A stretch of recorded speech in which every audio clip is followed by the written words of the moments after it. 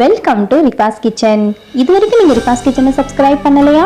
அப்போ மறக்காம உடனே சப்ஸ்கிரைப் பண்ணிக்கோங்க. கூடவே இருக்க பெல் ஐக்கானையும் கிளிக் பண்ணிக்கோங்க. அப்போ தான் நம்ம சேனலில் வர அப்டேட் உங்களே உடனுக்குடன் வந்து சேரும்.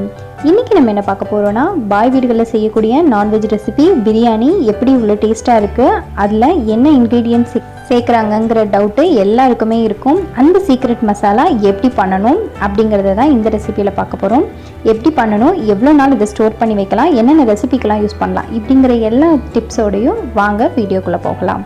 இதுக்கு தேவையான பொருட்கள் என்னென்னு பார்த்துடலாம் வாங்க.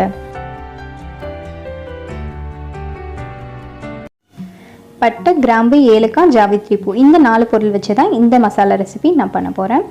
நீங்கள் எந்த அளவு அரைச்சாலும் கிராம்பு ஏலக்காவும் ஒரே அளவில் இருக்க மாதிரி பார்த்துக்கோங்க. கிராம்பு ஏலக்காவோட டபுள் அமௌண்ட்டில் நீங்கள் பட்டையோட அளவை எடுத்துக்கோங்க. ஜாவித்ரி பூ உங்களுக்கு 1, 2, 3 போட்டாலே போதும், ரொம்பவே பிரியாணி மணமாக இருக்கும். இது நீங்கள் 2 மெத்தடில் செய்யலாம். ஒன்று வெயிலில் காய வச்சு அந்த சூட்டில் அரைச்சி எடுத்துக்கலாம். இன்றைக்கி நான் வந்து ட்ரை ரோஸ்ட் தான் பண்ண போகிறேன். ஒரு பொருளாக போட்டு இதை வந்து நம்ம ட்ரை ரோஸ்ட் பண்ணி எடுக்க போகிறோம். இப்போ நான் ஜாவித்ரி பூவும் ஏலக்காவும் போட்டிருக்கேன். இப்போ கிராம்பையும் போட்டுறேன். நீங்கள் எல்லாத்தையுமே ஒரேடியாகவே போட்டுட்டு ஒரு 2 நிமிஷம் இதில் சூட்டிலே நல்லா வறுத்து எடுத்துக்கோங்க. ரொம்ப தீஞ்சு போகிற அளவுக்கு வறுக்க வேண்டாம், லைட்டாக நீங்கள் வறுத்தாலே போதும்.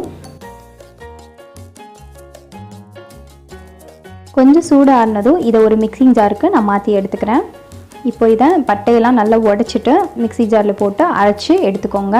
பவுடர் வந்து இந்த அளவுக்கு ஃபைன் பவுடராக இருக்கணும், அப்போ தான் ரொம்பவே நல்லாயிருக்கும். இந்தளவு ஃபைன் பவுடராக அரைச்சி எடுத்துக்கோங்க. இதை வந்து ஒரு ஏர்டைட் கண்டெய்னர் இல்லைனா ஒரு கிளாஸ் கண்டெய்னருக்கு நீங்கள் மாற்றி எடுத்துக்கோங்க. இது மாதிரி நீங்கள் ஏர்டைட் கண்டெய்னரில் இல்லைனா வந்து கிளாஸ் கண்டெய்னரில் ஸ்டோர் பண்ணி வைக்கிறனால 6 மந்த் ஆனாலும் இது கெட்டே போகாது. இந்த பவுடர் வந்து ரொம்பவே நல்லாயிருக்கும், கெட்டு போகாது. நீங்கள் வந்து தண்ணி படாமல் இதை நீங்கள் ஸ்டோர் பண்ணி வச்சுக்கோங்க. இந்த பவுடர் எனக்கு வந்து பார்த்திங்கன்னா 6 மந்த் வரும். இந்த மசாலா எந்தெந்த ரெசிபிக்கெலாம் யூஸ் பண்ணலான்னு பார்க்கலாம். நீங்கள் வெஜ் ரெசிபி செய்கிறீங்கன்னா 1/2 டீஸ்பூன் எடுத்தால் போதும். இதே சிக்கன் எடுத்துக்கிட்டிங்கன்னா 1 டேபிள் ஸ்பூன் வரைக்கும் எடுத்துக்கோங்க. மட்டன் எடுத்துக்கிட்டிங்கன்னா 1.5 டீஸ்பூன் வரைக்கும் இதை எடுத்துக்கோங்க.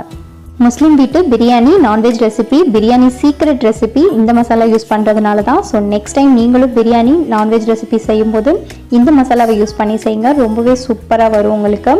இந்த ரெசிபி உங்களுக்கு ரொம்ப பிடிச்சிருந்ததுன்னா மறக்காமல் லைக் பண்ணுங்கள், கமெண்ட் பண்ணுங்கள், உங்களோட ஃபேமிலி அண்ட் ஃப்ரெண்ட்ஸ்க்கு மறக்காமல் ஷேர் பண்ணுங்கள்.